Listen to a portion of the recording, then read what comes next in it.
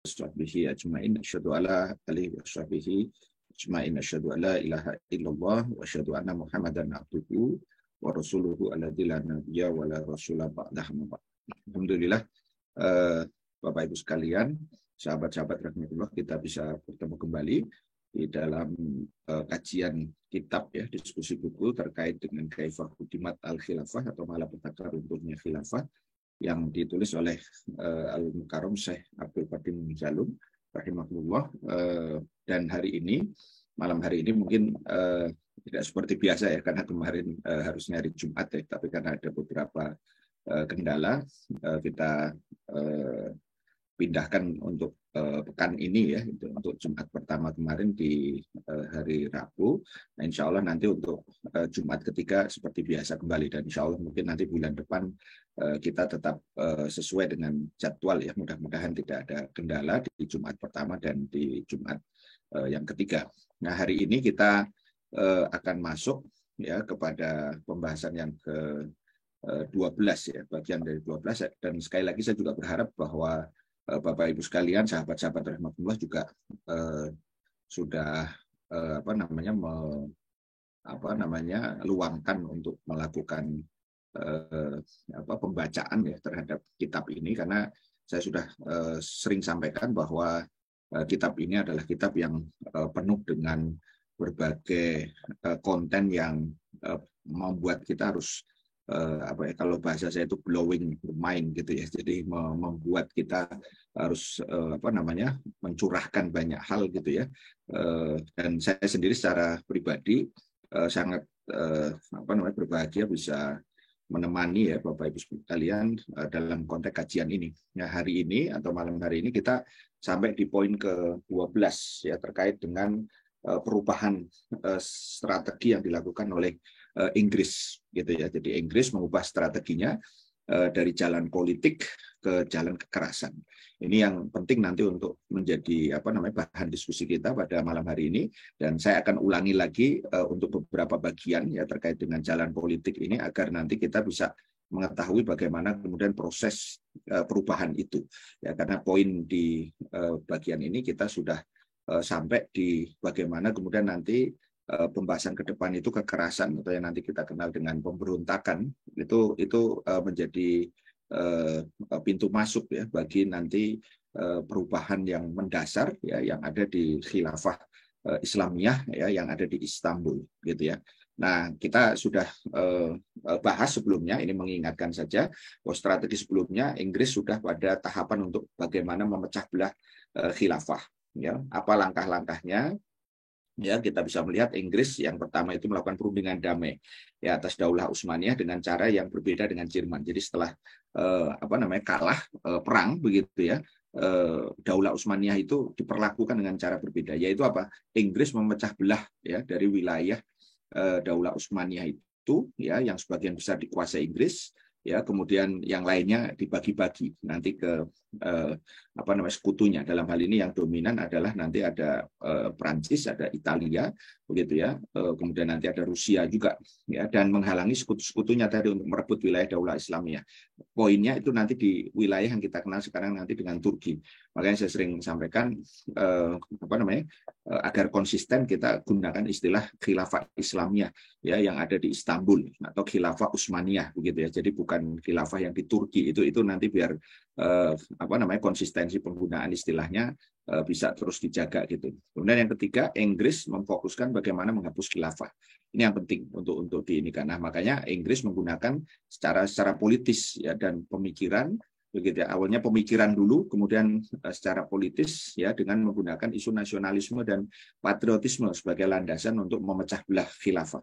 Jadi ini yang saya ingin titip ya kepada Bapak Ibu sekalian untuk sebenarnya ini kalau didalami panjang begitu ya, tetapi bagaimana menjadikan nasionalisme dan patriotisme itu sebagai alat itu penting untuk digarisbawahi, karena hari ini kita mungkin sudah dipenuhi dengan cara berpikir bahwa kita ini mesti menjadi seorang yang nasionalis gitu ya, sehingga ketika kita bicara di luar nasionalis itu seolah-olah kita itu dianggap bertentangan begitu ya. Padahal nasionalisme dan patriotisme itu adalah sebenarnya asal mulanya di dunia Islam itu adalah sebagai alat untuk memecah belah kesatuan umat, gitu ya. Yang kesatuan umat itu disatukan oleh khilafah dengan landasan akidah ya Islamiyah.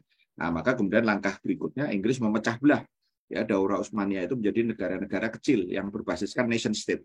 Sekali lagi nation state di situ. Jadi wilayah Syam yang begitu luar biasa, luas ya, Lebanon, Suriah ya sekarang, kemudian Irak, Palestina, Yordania Timur gitu ya, kemudian Hijaz yaitu Arab Saudi sekarang ya, dan Yaman gitu ya. Yang kelima, setelah itu Inggris menganggap bekas jajahan negara-negara kecil itu seolah-olah sebagai bekas jajahan dan memberi hak bicara mereka untuk memikirkan tanda kutip ya masa depan nasib mereka gitu ya. Jadi seolah-olah mereka itu negara-negara mandiri gitu ya yang kemudian dijajah oleh Inggris dan ya silakan Anda menentukan nasib lah ke depan itu mau gimana. Padahal sekali lagi di poin ke-6 ya itu sebenarnya melanggar perjanjian atau melanggar hukum internasional. Karena apa? Karena perjanjian damai mestinya itu dilakukan dengan khalifah yang ada di Istanbul, bukan dengan negara-negara kecil tadi itu gitu ya, yang dibentuk ya maksudnya oleh Inggris dengan dasar tadi nasionalisme gitu ya. Jadi dari sini kita bisa melihat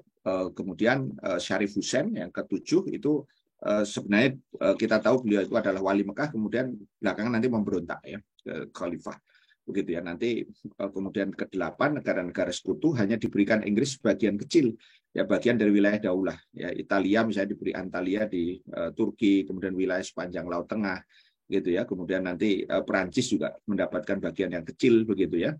Nah, sampai di tahun 1916, jadi setting peristiwa ini itu di tahun 1916 terjadi perjanjian Sykes-Picot ya antara Inggris dan Perancis yang kita tahu nanti memecah belah secara lebih detail begitu kira-kira.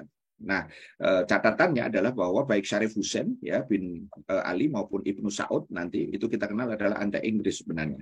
Ya mungkin hari ini kita merasa bahwa mereka mungkin mewakili Islam begitu ya, padahal sebenarnya kepentingannya justru aspirasinya malah bertentangan dengan Islam. Nah, ini sosok Syarif Hussein bin Ali yang dia sebenarnya keturunan dari Nabi yang ke-37 gitu, yang terakhir nanti ya. Cuman sayangnya dia kemudian justru ke sini ya, awalnya itu kemudian dia ditunjuk oleh khalifah untuk memimpin ya kewilayahan atau wali di daerah Hijaz ya, dalam hal ini Mekah ya, Madinah begitu ya. Nah, tapi kemudian ternyata dia kemudian melakukan tadi pemberontakan begitu. Nah, kemudian intinya ya dia akhirnya disingkirkan gitu ya, sampai nanti kematian dia di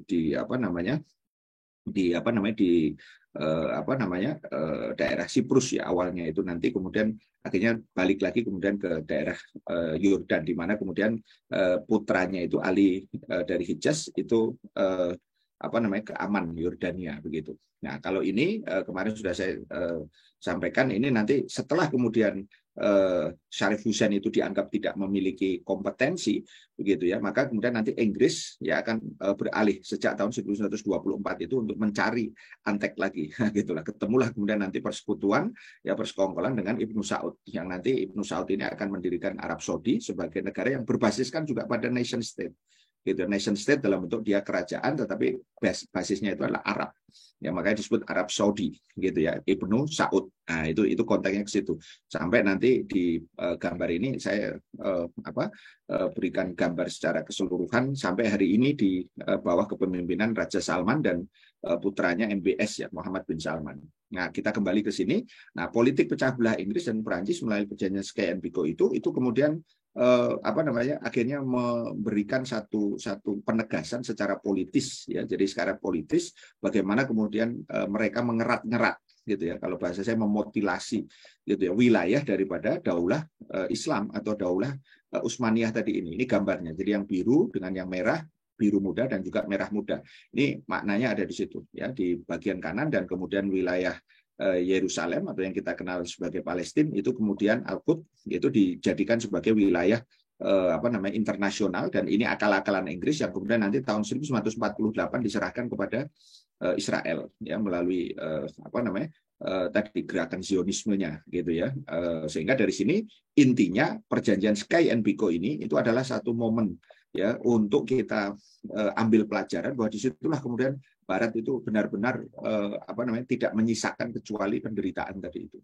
Kemudian Inggris berkonsentrasi di tahun-tahun itu 1916 tadi untuk menghadapi atau berusaha menghapuskan khilafah tadi itu. Maka dia fokus ke Istanbul. Jadi setelah kemudian terjadi perjanjian damai tadi itu, maka Inggris mengerahkan kapal perang ke Selat Bosporus, pasukannya menduduki istana dan benteng pertahanan laut Dardanella, dan kemudian Inggris memusatkan manuver politik untuk membuat Daulah Utsmaniyah tadi terjebak dalam krisis politik. Nah, ini yang dimaksud tadi strateginya fokus ke politik, jadi tidak ke kekerasan gitu ya sebelum itu. Nah, mereka kemudian menolak berunding ya dengan Anwar Pasha ini kita kenal dulu adalah menteri perang gitu ya, dan kemudian menghendaki dibentuk pemerintahan baru. Nah, pada masa itulah kemudian nanti pemimpin Arab yang diprovokasi oleh agen Inggris ya, Thomas Edward Lawrence itu meminta Kemal untuk membujuk Sultan pada saat itu, dan pada waktu yang sama pada 14 Oktober ya 1916 itu 3 kapal torpedo Inggris memasuki Teluk Iskandaron ya, kemudian mereka mewakili Inggris dan Prancis untuk bertemu dengan komandan garnison Daulah, dan setelah itu mereka mundur dari Teluk.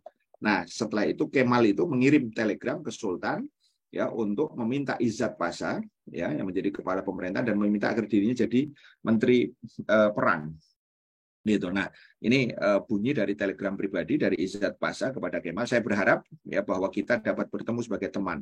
Begitu syarat-syarat dalam perjanjian damai telah ditandatangani. Maka kemudian terjadilah pada tanggal 30 Oktober 1918, jadi setelah Perang Dunia selesai, yang pertama ya antara Inggris yang mewakili sekutu dengan Daulah Utsmaniyah terjadi perjanjian damai itu. Setelah itu kemudian Inggris baru memberitahu Prancis dan Italia akan bagian mereka. Dan yang keenam, Inggris menyingkirkan Izzat Pasha dan membentuk pemerintahan baru dipimpin oleh Taufik Pasha, ya agen Inggris juga yang harus menyerahkan Tal'at dan Anwar ke sekutu, maksudnya untuk dihukum. Gitu ya, karena mereka lah yang kemudian selama ini memprovokasi terjadinya Perang Dunia Pertama gitu kira-kira. Nah, disinilah kemudian krisis politik di khilafah, itu dimulai gitu ya. Jadi kalau tadi perang dunia pertama, kemudian setelah itu di close atau dikunci dengan perjanjian damai, nah di situ krisis politik di khilafah itu kemudian dimulai gitu ya. Ini profil daripada Taufik Pasha yang menjadi agen dari Inggris juga, nantinya Inggris juga ya, kemudian dia menjadi semacam wazir, tapi seringkali ditulis dalam konteks perdana menteri ya. Istilah perdana menteri ini nanti mengacu sebenarnya kepada apa yang kita kenal nanti di dalam tata negara Islam ya, itu sebagai muawin ya, tafwid ya, jadi bukan muawin tanfid sebenarnya. Jadi orang yang kemudian nanti menjadi kepercayaan daripada khalifah begitu sebenarnya ya, faktanya itu. Tapi di dalam banyak tulisan ini sering disebut kalau nggak wazir agung ya, maksudnya menteri yang kalau dalam bahasa kita itu menteri utama gitu ya, atau menteri senior gitu ya. Mungkin ada sebagian kemarin dari Bapak Ibu yang menuliskan mungkin kayak Luhut ya gitu. Saya masih ingat itu ya, kira-kira begitulah. Begitu ya, yang dia dominan gitu ya. Nah, maka kemudian Inggris berusaha menegakkan republik tadi secara legal dengan dan sesuai undang-undang. Jadi tanpa kudeta militer dan revolusi bersenjata. Jadi sampai di titik ini dia masih menempuh jalan politik. Maka Taufik tadi diminta untuk menyusun pemerintah, tapi dia tidak mampu. Maka Inggris berusaha membubarkan parlemen. Ya, parlemen di sini lagi-lagi juga saya berikan catatan itu adalah sebenarnya semacam apa yang disebut dengan majelis umat, karena parlemen itu sebenarnya belum seperti apa yang terjadi pada konteks parlemen yang ada di barat. Nah, mereka ini utusan seluruh wilayah ya dari khilafah tadi, tapi mayoritasnya itu anggota partai dari Turki Muda ya, dari teman-temannya tadi Anwar dan Jamal Pasha tadi, dan mereka tetap menolak. Jadi walaupun mereka itu sebenarnya sudah geser ke sekuler, tapi mereka tetap menolak pembubaran khilafah. Gitu ya. Makanya ada satu pertanyaan dasar, apa tujuan daripada pembubaran parlemen itu oleh Inggris? Nah, ini yang disebut nanti dengan menciptakan istilah kevakuman politik. Gitu ya. Jadi kevakuman politik itu untuk kemudian membuat ketergantungan. Maka awalnya Inggris berusaha membubarkan parlemen lewat konstitusi, tapi justru Sultan yang membubarkan parlemen melalui dekret setelah bertemu dengan Mustafa Kemal tadi itu. Jadi Taufik yang mendapatkan misi untuk membentuk pemerintahan dari Inggris, karena de facto sebenarnya Inggris itu menguasai. Ya, tapi dia tidak mau menjalankan langsung. Dia masih melalui ante-antenya tadi, kemudian mengadakan sidang parlemen untuk pemungutan suara. Nah, Mustafa meminta teman dekatnya itu Fatih Bek untuk menyetujui ya dari proposal Kemal tadi, yaitu apa? Mosi tidak percaya kepada pemerintah. Tapi usulan itu ditolak. Alasannya bilang ada mosi, justru parlemen yang akan dibubarkan. Nah, hasil sidang itu justru mendukung Taufik Pasha tadi untuk membentuk pemerintahan baru. Nah, ketika mendengar hasil sidang itu, Kemal kemudian menghubungi istana, minta bertemu ya dengan Sultan. Maka Sultan menerima Kemal pada hari Jumat, pada acara Salam Malik, jadi apa namanya, istilahnya acara yang menjadi kebiasaan atau urf pada saat itu, di mana Sultan bertemu dengan rakyat untuk menyampaikan berbagai aspirasi dan segala macam. Nah, Sultan ingin agar Kemal menyampaikan loyalitasnya, maksudnya kepada apa namanya, Sultan itu di depan publik, begitu ya. Nah, kemudian setelah sholat Jumat, Sultan dan Kemal bertemu secara khusus, hanya berdua. Ya, ini Sultan yang ada pada saat itu adalah Wahiduddin. Ya, jadi apa namanya, keadaan beliau saat itu ya termasuk memerintah sekitar 4 tahun, 18 sampai 1922, yang kemudian nanti apa namanya digulingkan juga, begitu ya, yang ada di situ. Nah, inti pertemuan antara Sultan dan Kemal adalah Sultan meminta jaminan dari Kemal bahwa angkatan bersenjata tidak melawan Sultan, gitu ya. Sementara Kemal menjamin hari ini tidak akan ada militer berontak, tapi Sultan ingin bukan hanya hari ini, nah gitu ya, tapi nanti untuk seterusnya masa yang akan datang. Tapi tidak ada jawaban yang pasti. Nah, tetapi Sultan bisa diyakinkan ya oleh Kemal, begitu ya, tentang hari itu, dan hari itu juga Sultan mengeluarkan dekret ya untuk membubarkan parlemen. Jadi publik menilai bahwa Sultan dipengaruhi Kemal setelah pertemuan hari Jumat itu dalam konteks membubarkan parlemen. Tetapi kalau kita lihat fakta di sekitar pembubaran, tidak mungkin karena pengaruh Kemal, lebih mungkin pengaruh Inggris tadi itu secara politik. Karena sekali lagi Kemal itu bukan siapa-siapa sebenarnya pada saat itu. Secara politik yang memegang kendali itu adalah Inggris. Nah, maka pembubaran parlemen ini membuat gempar Turki muda, kemudian mempersenjatai anggotanya. Taufik akhirnya dimundurkan, digantikan ya Damat Farid Pasha yang dikenal sebagai apa di situ sebagai pria Inggris gitu ya, dan juga menantu Sultan gitu. Ini Damat ya Farid Pasha ya, yang kemudian apa namanya nanti dia menjadi apa namanya sosok yang penting pada hari-hari di mana kemudian tadi posisi Kemal itu semakin apa namanya populer ya di kalangan masyarakat begitu. Nah, tetapi kemudian setelah ditolak tadi, Kemal ya masih hidup dengan situasi atau dengan gaya low profile gitu ya. Dia juga menyembunyikan sikap gitu, apakah mendukung atau menentang Sultan gitu. Tapi Sultan tetap waspada karena dia sudah tahu motif Kemal. Masih ingat ya pada episode sebelumnya Kemal itu sudah melakukan setidaknya 4 kali apa namanya upaya untuk pemberontakan tadi itu. Nah, maka ketika Damat Farid Pasha berhasil menyusun pemerintahan, sekali lagi atas dukungan Inggris, Sultan makin khawatir tidak dapat mempertahankan kekuasaan tanpa bantuan Inggris. Karena sekali lagi yang real de facto itu adalah Inggris. Maka dibuatlah apa yang disebut dengan Friend of Britain ya, semacam kayak apa? Kalau di kita itu kayak semacam ormas lah begitu ya, untuk seolah-olah memuji-muji Inggris lah begitu. Jadi bahasa politiknya itu untuk apa menjamin agar Inggris tidak mendongkel gitu ya dari Sultan gitu. Tetapi faktanya Sultan itu ada dalam cengkraman Inggris. Nah, bahkan Inggris kemudian mulai memasuki tadi, mengangkat komisaris tinggi di Istanbul untuk menjalankan urusan politik bersama Jenderal Harrington. Jenderal Harrington ini adalah komandan tertinggi sekutu. Ya, dia perwira Inggris dan secara praktis sebenarnya Sultan itu kehilangan kekuasaan. Ya, menjadi layaknya tahanan tadi. Tetapi segitunya beliau masih tetap punya peran. Gitu ya, kekuasaannya jatuh ke tangan sekutu ya, utamanya Inggris. Jadi pemain kalau kita bicara sekutu itu ada Inggris melalui siapa? Komisaris tinggi politik dan militernya yaitu Jenderal Harrington tadi itu. Jadi ini udah klop makar dari Inggris sebenarnya. Siapa Jenderal Harrington? Ini profilnya, itu bisa dibaca lebih jauh lagi, ini profilnya. Nah, sehingga keadaan ini itu yang kemudian nanti mengantarkan tadi pada krisis yang dimaksud itu krisis politik adalah kevakuman politik di mana apa terjadi ketika negara dalam keadaan tidak stabil, tidak terkoordinasi dan terperosok dalam kekacauan dan instabilitas politik. Jadi dalam keadaan ini negara harus mendapatkan kekuatan untuk menjalankan fungsinya baik dari dalam maupun dari luar. Jadi kalau orang itu sudah sekarat gitu, tapi harus disuntik dulu gitu kira-kira agar dia bisa kuat lagi gitu kira-kira. Tapi pertanyaannya kan tergantung suntikannya dimatikan gitu kan atau dihidupkan, bahasanya begitu. Dihidupkan itu artinya suntik yang menyehatkan atau sekalian kemudian dia disuntik dengan ini ilustrasi sederhana aja ya kalau kita pakai bahasa kesehatan itu ya, kalau disuntik mati ya nanti itu yang akan terjadi gitu. Nah, keadaan saat itu di satu sisi Inggris menguasai Daulah Utsmani, kekuasaannya dibatasi di wilayah Turki. Jadi dia fokus ke Turki, ke wilayah yang sekarang kita kenal dengan Turki. Nah, makanya sekali lagi waktu itu istilah Turki belum ada. Ya, nanti itu akan menjadi istilah baru secara politik untuk menjalankan negara, tapi Inggris mencegah agar kekuasaan itu berlaku efektif juga, maka dibubarkan parlemen tadi melalui tangan sultan. Gitu ya. Nah, di sisi lain Inggris mendorong rakyat melakukan aktivitas politik yang dirancang untuk menciptakan konflik dan kekacauan. Nah, karena apa? Dengan pembubaran parlemen tadi menyebabkan kegemparan dan kegelisahan, akibatnya rakyat merasakan ketidakmampuan penguasa tadi dalam melaksanakan pemerintahan. Ya, maka keadaan saat itu muncul berbagai upaya menyelamatkan sebenarnya. Tadi kita sudah singgung 29 November 1918, Dr. As'ad, ahli bedah dari Yaman, itu menggalang konferensi di ibu kota, di Istanbul, tapi tidak menghasilkan apapun. Kemudian yang kedua, 30 menteri atau 30 orang mantan menteri dan tokoh masyarakat membentuk Persatuan Nasional. Kita kenal dengan The National Unity. Mereka gabung, di antaranya ada Ahmad Ridho, ya, mantan jubir parlemen, karena parlemen tadi dibubarkan, kan. Kemudian pendiri partai Turki Kemudian namanya juga tidak ada hasil. Nah, ini berlangsung antara November 1918 sampai April 1919.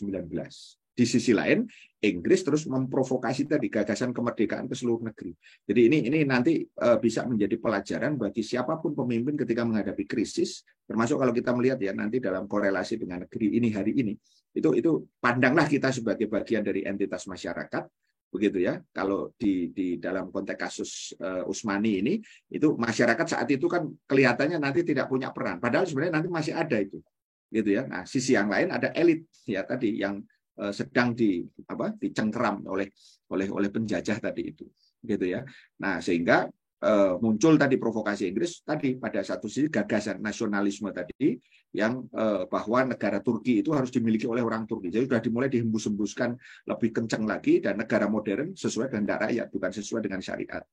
Maka secara fakta Sultan dalam tahanan Inggris, secara politik kekuatan kaum nasionalis juga semakin besar akibat provokasi Inggris. Mereka menggeser pusat aksinya ke tengah negeri, nanti yang kita sebut dengan Anatolia. Anatolia itu sebenarnya negeri yang lebih timur, jadi yang sekarang kita kenal nanti dengan Turki. Ya, dulu itu pusat itu ada di barat itu di Istanbul. Nah, ini nanti di timur, gitu ya. Maka dalam konteks ini istilahnya waktu itu adalah Anatolia, gitu ya. Nah, Kemal itu kemudian menyatakan Sultan harus diselamatkan. Saya tidak punya kata-kata yang baik untuk pemerintahan Damad Farid. Oleh karena itu, upaya menggulingkan pemerintahan tidak diragukan adalah kebutuhan, gitu ya, dari kaum nasionalis. Jadi ini sudah provokasi-provokasi yang seperti itu. Jadi kalau sekarang ini ada people power, gitu ya, gitu kira-kira. Itu pasti pembicaraan nggak akan jauh-jauh, gitu ya. Mungkin kalau menggunakan bahasanya si Kemal tadi itu, ya, memundurkan, gitu ya, rezim itu adalah kebutuhan, nah gitu, kaum oposisi, ya gitu kira-kira, mungkin seperti itu gitu kira-kira. Jadi ini kita belajar kontekstualnya di situ. Nah, kita lihat sekali lagi ini peta Utsmani yang begitu luar biasa, dan senternya itu atau pusatnya itu di Istanbul sekali lagi. Ya, jadi yang disebut dengan Anatolia itu sekarang adalah wilayah yang ada di sini ini, ya, yang ada warna merah muda ini. Gitu ya. Dulu itu sentrumnya itu ada di sini. Ya, makanya kalau nanti bicara tentang pusat gerakan itu nanti digesernya ke timur, gitu ya, bukan lagi ke barat. Gitu ya. Ini kita lihat di sini ada Istanbul, ya, kemudian nanti ini ada Ankara yang sekarang ada Izmir. Nah, ini gambaran awal sebelum nanti kita membahas tentang poin yang kedua. Begitu ya. Jadi peta ini menjadi penting. Makanya saya sering sampaikan Samsun ini juga penting untuk nanti diketahui wilayah atau posisinya itu di mana, karena ini kota-kota yang nanti akan menjadi kunci ya dari proses yang kemudian sedang terjadi. Nah, ini Anatolia seringkali disebut sebagai Asia Minor, gitu ya. Itu adalah kawasan di Asia Barat yang disamakan dengan Asia negara modern Turki. Nah, ini yang sekarang ini ya, batas-batasnya tadi itu. Jadi boleh dibilang Anatolia itu ya Turki sekarang, gitu ya, yang ada itu plusnya itu nanti dengan Istanbul, karena dia masih menguasai Istanbul. Nah, kemudian Kemal menggabungkan aktivitas rahasianya tadi itu dengan upaya meraih jabatan komandan militer, tapi tidak berhasil. Dia tetap diam, ya tetap pura-pura setia kepada sultan dan pemerintah, tetapi pada sisi yang lain dia melakukan aktivitas mengumpulkan dukungan, yaitu berarti politik, dan menyebarkan gagasan kemerdekaan, berarti pemikiran. Ya, jadi kalau partai politik itu melakukan intelektual dan politik itu memang sudah benar, itu memang harusnya begitu ya. Tugas kita ini ya tanda kutip memprovokasi, memprovokasi apa? Memprovokasi masyarakat untuk sadar gitu ya terhadap Islam. Nah, konteksnya begitu, bukan untuk malah memecah belah Islam. Ya, maka kemerdekaan itu harus direbut, bukan untuk ditunggu ya, untuk diberi. Nah, itu poin pertama sampai di situ. Kita bisa melihat jalan politik tadi. Nah, apa perbedaannya dengan strategi yang dibuat Inggris yang kedua? Itu adalah jalan kekerasan secara internasional dan revolusioner. Apa latar belakang dari perubahan strategi ini? Satu, Italia itu menduduki Adolia ya dan sekitarnya, Fayum gitu ya, dan berusaha menguasai Izmir. Tadi Izmir itu ya yang ada ini. Dia berusaha menguasai itu. Kemudian Perancis ya mengambil Kilikia. Itu salah satu kota juga yang ada di situ. Nah, jadi artinya sekutu juga yang di luar Inggris itu berusaha cari bagian sendiri-sendiri gitu kira-kira. Gitu. Nah, Inggris, Rusia dan Perancis menentang rencana Italia termasuk terkait dengan Izmir tadi. Karena Inggris sudah punya rencana untuk menyerahkan Izmir itu ke Yunani. Di sini nanti kemudian kita akan tahu muslihatnya Inggris.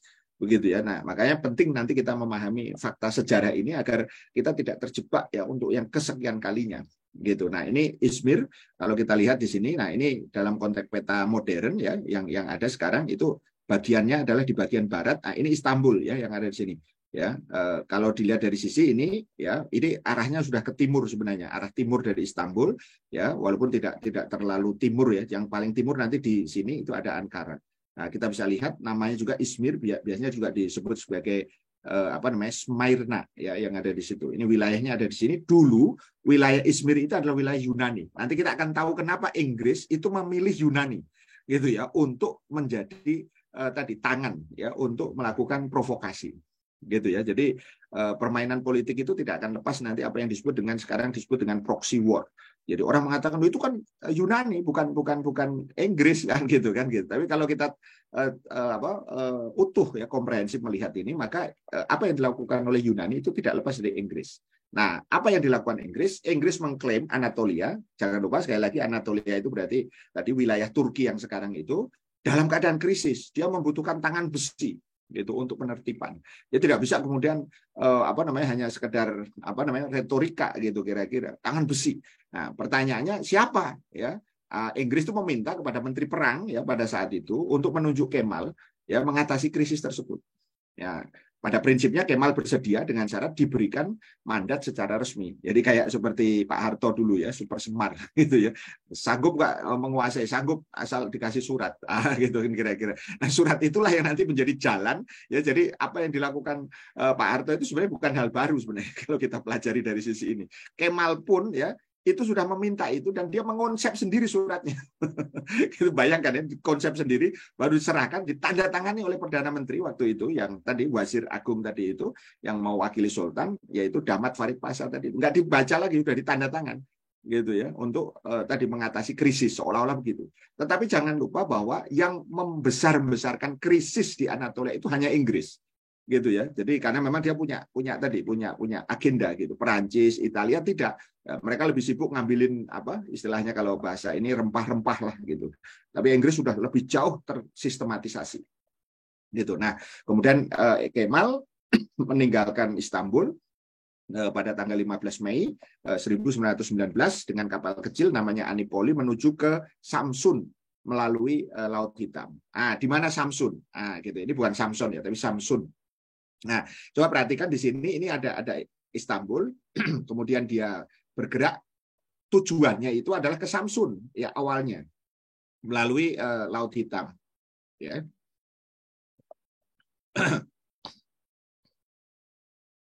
Nah, kemudian dia bergerak nanti Inggris itu menggerakkan kerusuhan di Izmir. Maka kemudian nanti Kemal itu bergerak menuju dari Samsun ini tidak jadi ke Samsun sebenarnya. Ya, awalnya rencana ke situ, tapi nanti bergeraknya ke Izmir. Dia melakukan provokasi.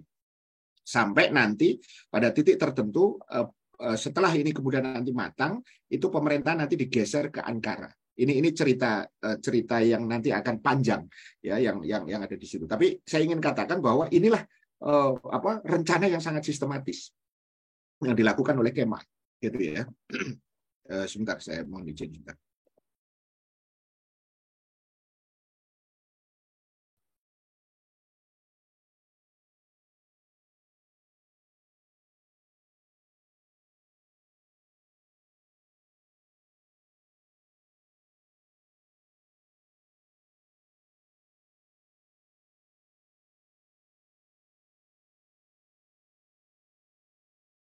Baik, mohon maaf sebentar.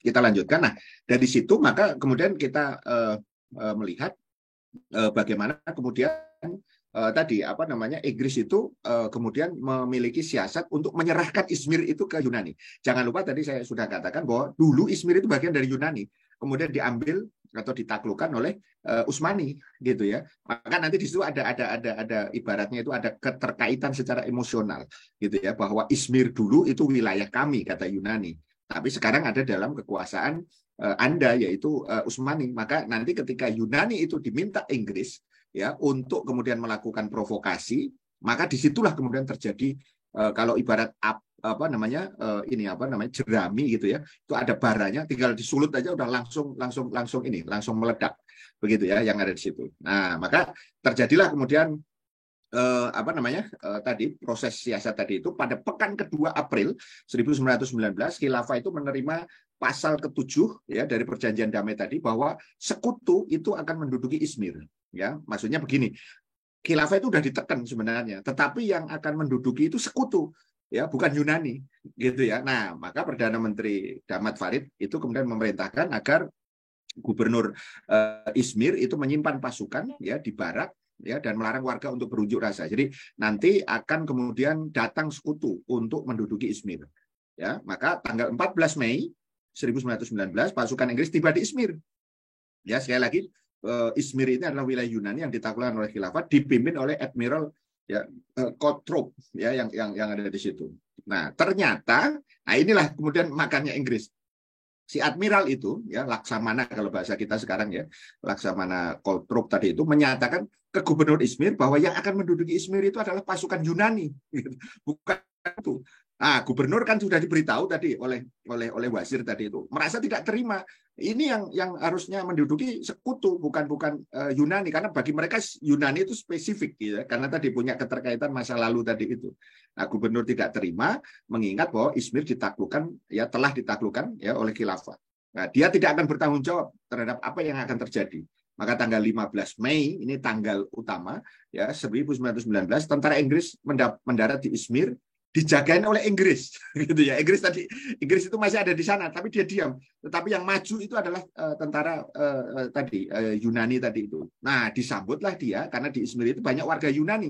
Maksudnya yang berkebangsaan Yunani ya kemudian senang disambut dengan gembira ya. Itu rinciannya ada di kitab, tetapi saya ingin ceritakan poin pentingnya ya. Kemudian terjadilah di tengah-tengah penyambutan pasukan Yunani tadi. Dan kemudian terjadi kerusuhan. Gitu ya, terjadi kerusuhan. Ini yang menarik untuk nanti diinikan. Kalau di dalam catatan sejarah ya, pendaratan Yunani di Izmir atau di apa namanya di Smyrna tadi itu tanggal 15-16 Mei 1919 itu akhirnya terjadi kerusuhan itu 400 sampai 500 tewas. Ya karena kerusuhan itu, karena akhirnya rakyat ya, yang ada di situ kan tidak terima yang non Yunani ya karena bagi mereka ini orang Yunani ngapain ke sini, wong ini tanah kami kok gitu ya. Nah tapi jangan lupa di tengah-tengah emosi itu sudah masuk apa yang disebut dengan provokasi nasionalisme tadi itu ya, sehingga mereka lebih saya Turki, saya Yunani, kan gitu, sudah ada perasaan itu. Nah, kalau di beberapa keterangan itu pendaratan antara Yunani itu ya yang awalnya teratur berubah menjadi kerusuhan terhadap penduduk lokal oleh orang Yunani dan tentara Yunani setempat ya yang ada di situ. Toko dijarah, banyak pemukulan, pemerkosaan, pembunuhan. Perkiraan orang Yunani yang terbunuh dan terluka itu 100, untuk Turki ada 300-400. Jadi kalau dihitung kira-kira 400-500 tewas. Ya, bayangkan untuk satu tempat itu sangat mengerikan. Ya, selanjutnya 4.000 orang terbunuh selama pendudukan Yunani di Smyrna dan tidak termasuk peristiwa ini ya dan pembantaian ada namanya nanti pembantaian Menemen ya yang kemudian itu ada sekian ratus ribu. Ya meskipun ini nanti kemudian di data itu ada beberapa kritik gitu ya, sama seperti kalau di kita sekarang seolah-olah tentara atau TNI itu membantai PKI gitu ya. Itu kan sekarang lagi rame juga gitu ya, seolah-olah itu dosa sejarahnya, padahal dari sekian banyak keterangan sejarah yang ada terjadi itu sebenarnya pada tahun 65 untuk kasus PKI dengan rakyat atau dengan TNI pada saat itu adalah kill or to be killed gitu. Kalau nggak membunuh atau dibunuh pada saat itu keadaannya gitu ya. Nah, maka dari sini data-data ini tentu nanti harus didalami lebih jauh. Tapi intinya bukan di situ, tetapi intinya adalah di provokasi itu terjadi kerusuhan. Nah, kerusuhan ini membawa korban tadi dari warga khilafah non Yunani dalam hal ini Turki ya, dan dimanfaatkan tentara Yunani untuk balas dendam gitu ya. Nah, pada saat yang sama tadi kan 15 ya, 15 16. Nah, 19 Mei Kemal itu mendarat di Izmir, bukan di Samsun. Ya tadi dia di Samsun, ya rencananya begitu, tapi ternyata dia ke Izmir, gitu ya. Yang ada ini. Dan ini bagian dari skenario. Ya, nah sementara pemerintahan Islam di Istanbul melalui Perdana Menteri Damat tadi itu mencium rencana busuk Kemal tadi itu. Sehingga tanggal 16 ketika Kemal kan 15, 16-nya itu mereka sudah menerima informasi bahwa akan ada rencana tadi, kerusuhan tadi itu, dan kemudian Sultan berubah pandangan karena mendapatkan info bahwa Kemal akan membuat kerusuhan di daerah dan harus dihentikan. Maksudnya intinya Kemal diminta untuk balik ke Istanbul, gitu ya. Nah, di sini nanti kita akan melihat tanggal 19 Mei itu ya sampai nanti sekitar 11 Oktober itu yang kemudian nanti di dalam catatan sejarah disebut sebagai perang kemerdekaan Turki, gitu ya. Maksudnya apa? Di sana kemudian terjadi pertempuran lagi karena Kemal itu berusaha memunculkan kembali apa yang disebut dengan nasionalisme Turki tadi itu dan menganggap Yunani itu adalah kaki tangan daripada Inggris. Nah, gitu ya. Padahal ini sebenarnya dia juga sudah sepengetahuan Inggris, sebagaimana juga Kemal itu diusulkan oleh Inggris gitu. Jadi paham ya, dari sini kita lihat ini pertarungan antar antek sebenarnya gitu loh. Jadi rakyatlah yang kemudian akhirnya menjadi korban tadi itu. Maka Inggris tidak menghalangi kedatangan Kemal di Izmir. Ya, padahal Inggris sudah tahu kalau Sultan itu berubah pikiran tadi untuk mencegah agar Kemal itu kembali lagi ke Istanbul. Tapi apa yang dilakukan Kemal di sana? Kemal mengumpulkan para gubernur, mengklaim akan mengambil tindakan atas kebiadaban Yunani, dan itu sudah disetujui oleh pemerintah pusat. Seolah-olah begitu. Padahal sebenarnya nggak begitu. Ini klaim aja, klaim daripada si Kemal tadi. Nah, yang dilakukan Kemal sebenarnya adalah mendorong demonstrasi kaum nasionalis, mendorong perasaan nasionalisme Turki melawan Yunani, mengungkap kejahatan sekutu juga. Wah, ini nggak benar nih sekutu. Gitu. Dalam hal ini Inggris kan sebenarnya. Mengecam pemerintahan pusat. Gitu ya. Jadi dia sendiri seolah-olah merasa mewakili pusat, tetapi juga pada saat yang sama dia mengecam pemerintahan pusat, begitu ya. Nah, di antara itu waktu itu alat komunikasinya adalah telegram, yang kemudian disebar ke daerah-daerah, salah satunya di provinsi Sinop, ya itu ada kata-kata kiri kira-kira. Rakyat Turki tidak mungkin hidup di bawah pemerintahan yang dikendalikan Eropa sekedarinya dan diperintah sesuai dengan keinginan Eropa. Jadi kan provokasi, begitu ya. Jadi bagaimana kemudian Telegram itu memanas-manasi situasi. Bahkan Gubernur Sinop akhirnya diberhentikan oleh Perdana Menteri Damat tadi itu, dan pemerintah pusat itu memerintahkan Kemal untuk kembali, tetapi Kemal menolak. Gitu. Saya akan di Anatolia. Jangan lupa Anatolia itu tadi wilayah Turki yang sekarang sampai kemerdekaan negara tercapai. Jadi dia merasa ya inilah kesempatan yang sangat luar biasa. Maka Kemal memulai pemberontakan terhadap khilafah, dan terakhir apa yang bisa kita ambil dari sini? Ya ini saya tahan sampai di bab ini begitu ya. Ya, Inggris lah yang memulai sebenarnya menyalakan api pemberontakan. Ya, pemberontakan tadi itu. Ini yang disebut dengan strategi shifting tadi itu, jadi perubahan strategi tadi itu dari yang politik menjadi ke kekerasan tadi. Kekerasan dimaksud mulai dengan kekerasan pemberontakan yang bersenjata tadi. Kemudian yang kedua, Inggris lah yang mengirim Kemal untuk melakukan pemberontakan sebenarnya. Kemudian yang ketiga, Inggris yang menegaskan adanya gangguan keamanan. Ya, tadi kan Inggris sudah provokasi, nggak aman, gitu kan di timur, maka harus ada tangan besi, begitu kira-kira. Ya, kemudian Inggris yang mengirim Kemal untuk menumpas pemberontakan itu. Jadi kalau bahasa sederhana itu jeruk makan jeruk sebenarnya. Jadi dia yang bikin, ya kemudian dia yang memprovokasi, dia juga kemudian nanti yang menyelesaikan. Begitu ya. Nah, yang kelima, Inggris juga yang menjaga tentara Yunani ketika membantai warga sipil. Coba perhatikan di situ tadi ya. Inggris lebih dahulu datang, baru tentara Yunani. Dan yang keenam, Inggris yang mendukung Kemal memulai pemberontakan melawan khilafah. Jadi dari saat itu Kemal sudah mendeklarasikan diri bahwa dia head to head gitu kira-kira dengan pemerintahan pusat, karena dianggap pemerintahan pusat dalam hal ini Islam itu tidak sejalan dengan kepentingan kaum nasionalis yang sedang digalang oleh Kemal Pasha. Ya, jadi itu saya kira poin kita malam hari ini. Apa namanya? Mudah-mudahan nggak kerasa ini sudah hampir 1 jam. Ya, yang nanti bisa kita diskusikan. Apa namanya? Poinnya adalah kita harus membaca ini sebagai bagian dari strategi penjajah, ya, yang kemudian buku ini sekali lagi mengungkap dengan sangat-sangat detail. Nah, bahkan ini bisa lebih didetailkan lagi, tapi ini untuk kerangka berpikirnya agar kemudian nanti kita bisa menjadikan ini pelajaran ke depan, begitu ya, khususnya dalam konteks untuk melakukan tadi apa namanya menegakkan kembali khilafah Islam. Itu mungkin sebagai pengantar, Kang Azhar. Terima kasih. Assalamualaikum warahmatullahi wabarakatuh. Waalaikumsalam. Masya Allah. Kalau politisi yang membahasnya akan kebodoh-bodoh nanti kalau kita nggak memahami. Suara Kang Azhar agak kecil nih. Oke. Gimana nih, dan baik tidak? Ya? Oke. Sudah agak lebih keras tadi. Ya, silakan. Ya, jadi alhamdulillah Bapak Ibu jamaah sekalian bahwa melalui kajian kita malam hari ini yang barusan disampaikan oleh Ustaz bahwa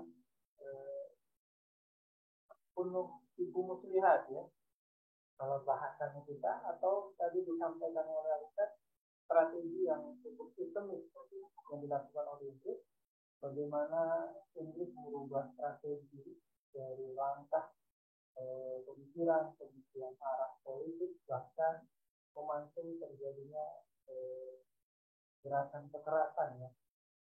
Alhamdulillah ini kalau kita tidak mendapat penjelasan yang utuh, sulit kita bisa memahami siapa yang menjadi kawan, siapa yang menjadi lawan masa itu.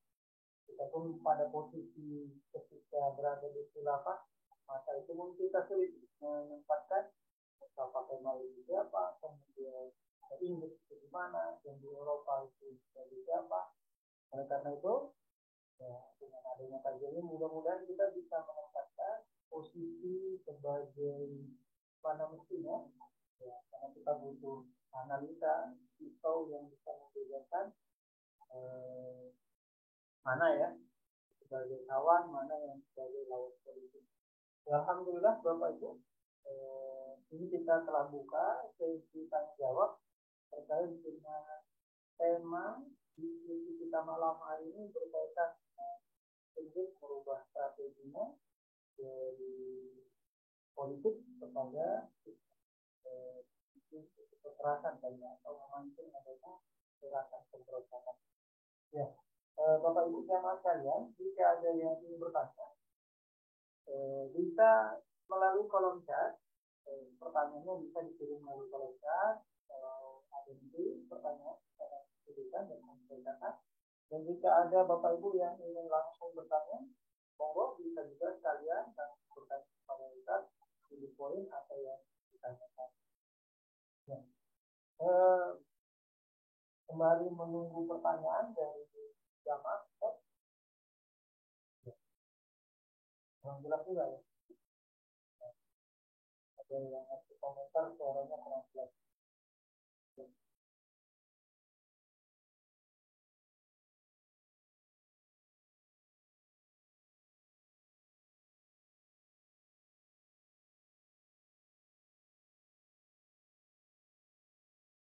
Oke, Ustaz, ini sudah ada yang bertanya. Cuma sebelum menjawab pertanyaan yang masuk, Ustaz, kami menegaskan kembali atau sekaligus menanyakan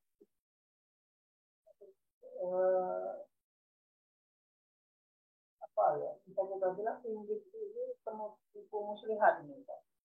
Ya. Di satu sisi dia menggunakan berbagai macam potensi, baik dari dalam internal tubuh khilafah sendiri, seakan-akan dibuat gaduh, tapi memang skenario yang tetap dia. Ya. Nggak ada yang terluka, nggak ada yang kurang, tapi khilafahnya dengan mudah terusuk di ya. Nah ini kalau bukan kelas politisi kayaknya nggak bisa baca apa yang dilakukan di Inggris, terutama umat yang hari ini seperti yang tadi saya katakan bahwa terus kita menempatkan mana kawan mana lawan. Ya. Satu sisi Inggris dikatakan temannya Sultan, padahal pada zaman Inggris tidak bisa bersilakan. Nah ini mohon tanggapan Ustaz sebelum. Ya. Baik, satu-satu aja ya, Kang Azhar ya. Jadi yang pertama bahwa ini ada suaranya kecil. Ini suara siapa nih? Suara saya kecil? Maksudnya? Suara saya biar. Oh, suara. Ya, enggak. Saya khawatir nanti maksud saya sudah bicara panjang nanti enggak kedengaran gitu. Oke, saya mulai dari tadi apa yang disampaikan Kang Azhar. Jadi sebenarnya ini kalau kita lihat dari topik ini 11 dan 12 ya, ini 12 ya topik yang ke-12. Ini sangat korelatif ya. Jadi berhubungan. Maksudnya apa? Bahwa perubahan ini harus dibaca sebagai grand strategi. Gitu, bahwa Inggris itu tidak main-main gitu ya. Makanya tadi cara memperlakukan Utsmani saja itu sudah berbeda dengan cara melakukan Jerman. Padahal dua-duanya kan kalah perang gitu ya. Kalau Jerman ya sudah apa yang menjadi syarat dan ketentuan gitu kira-kira disepakati. Tapi kalau tadi Inggris itu justru memperlakukannya berbeda gitu ya, dengan cara tadi melakukan mutilasi dulu gitu ya ke wilayah-wilayah, karena di sini memang serakahnya Inggris itu di situ. Tapi ya memang itu karakter orang kafir, jadi kita nggak perlu kaget gitu ya. Maksudnya kita dalam politik itu tidak perlu kagetan gitu ya. Dulu sering diingatkan bahwa ketika politik itu dijalankan atau dioperasikan dengan sistem yang sekuler seperti ini ya itu sebenarnya tanda kutip menurut mereka itu normal ya, begitu itulah politik menurut pandangan mereka gitu. Sehingga dari sini kita bisa membaca bahwa strategi Inggris itu tadi ada 3 itu. Satu secara pemikiran begitu ya. Kemudian yang kedua politik, ini satu paket lah begitu kira-kira begitu ya, yaitu nasionalisme dan patriotisme dihembuskan gitu ya. Pada satu sisi penggalangan dukungan ya dari berbagai faksi itu kemudian dilakukan. Nah, ketika ini sudah matang, maka kemudian yang dilakukan adalah tadi politik kekerasan tadi itu.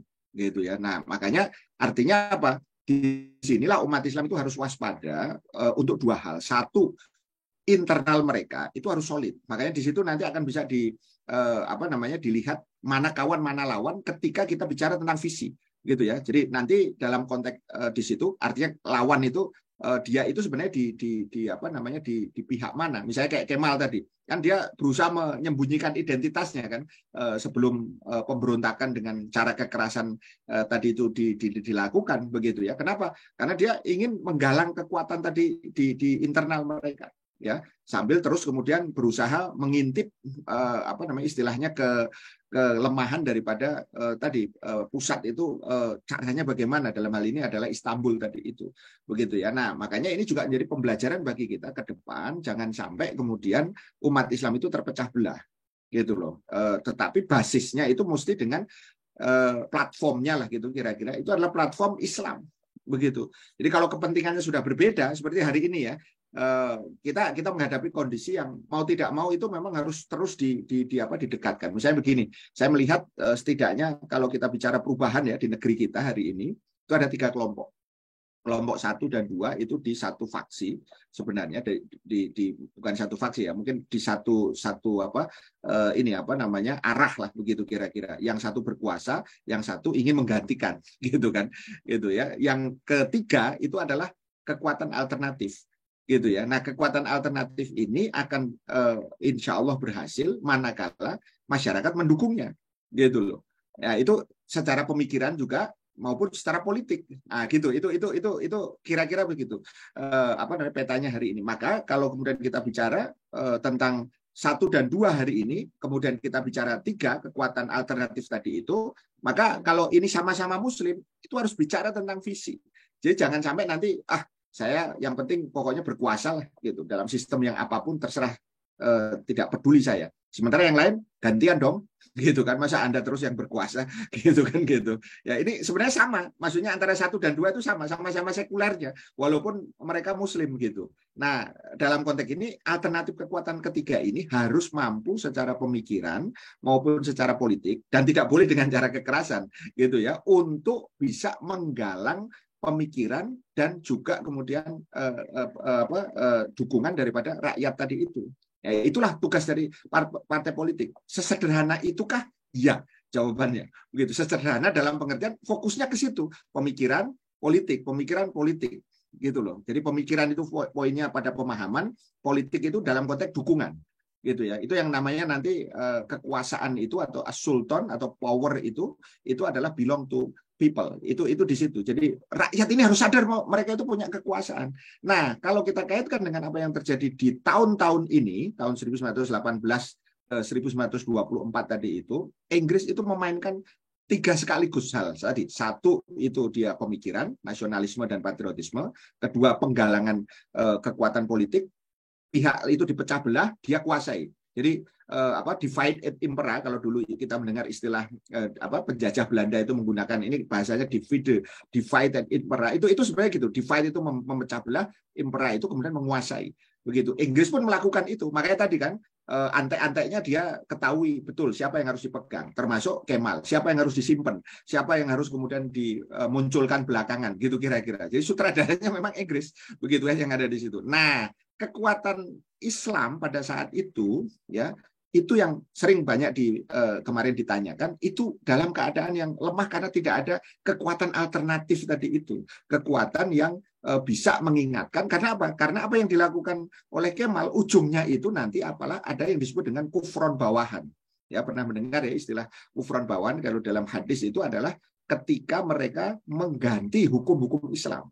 Nah, itu yang dilakukan Kemal. Tetapi kan rakyat tidak berdaya. Kenapa rakyat tidak berdaya? Bisa dilihat itu 1, pemahamannya sudah mundur. Yang kedua, penggalangan kekuatannya itu tidak ada. Sehingga yang terjadi itu mereka akhirnya istilahnya lemah. Sama seperti dengan oposisi hari ini. Ya, kalau kita bicara oposisi pun belum bisa meyakinkan rakyat. Sama seperti juga kemudian kekuatan alternatif tadi belum sampai pada titik yang mendidihkan gitu ya. Istilahnya nyali daripada rakyat untuk kemudian melakukan perubahan. Nah, inilah tantangan kita. Gitu. Jadi artinya sekali lagi kalau dalam konteks ini apa yang kita bisa ambil itu adalah bahwa secara pemikiran ya kemudian secara politik ya Inggris melakukan itu semua dan ujungnya itu tadi adalah dengan kekerasan begitu ya kalau dalam konteks Islam itu nanti sebenarnya ya tidak bisa disamakan sebenarnya dengan jihad, tetapi karakter bahwa kalau ada penghalang itu harus dilakukan dengan cara menyingkirkan, maka jihad itu adalah syariat Islam.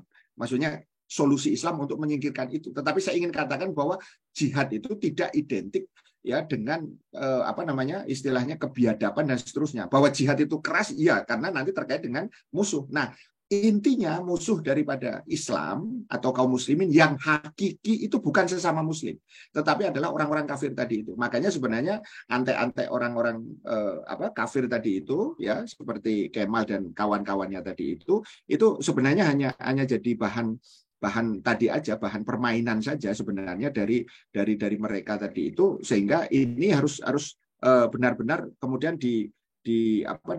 disadari oleh kita. Saya kira itu Kang Azhar tadi, dan pentingnya sekarang kita ini membangun kesadaran itu sebenarnya adalah di situ agar jangan sampai kemudian umat Islam itu kemudian tidak menyadari siapa lawan dan kawan. Akhirnya terbalik, lawan dijadikan kawan, kawan dijadikan lawan, gitu kan. Nah, ini yang harus tadi dengan kriteria yang sama. Siapa lawan? Ya siapapun dia yang kemudian dia menghalangi tegaknya Islam. Itu sebenarnya lawan, dan itu pasti orang kafir di ujung paling sana. Tapi orang kafir kan pinter tadi, tanda kutip ya, pinter sebenarnya licik gitu ya. Dia menempatkan orang muslim di tengah kita dengan mereka gitu ya. Sehingga yang terjadi itu akhirnya kita berantem sendiri dengan sesama muslim kan, begitu ya, pada zohirnya itu. Padahal sebenarnya kita itu harus menyingkirkan yang muslim tadi itu, dalam arti kamu mestinya tidak berpihak ke sana, kamu balik deh ke sini biar kamu itu pantas gitu jadi muslim itu. Masa muslim jadi antek kan gitu kira-kira gitu kan. Nah, sehingga jalan itu nanti akan terjadi apa? Jalan pertempuran antara kekufuran dengan keimanan tadi itu, antara muslim yang kemudian memegang teguh Islam dengan orang-orang kafir yang menyebarkan kekufuran tadi itu.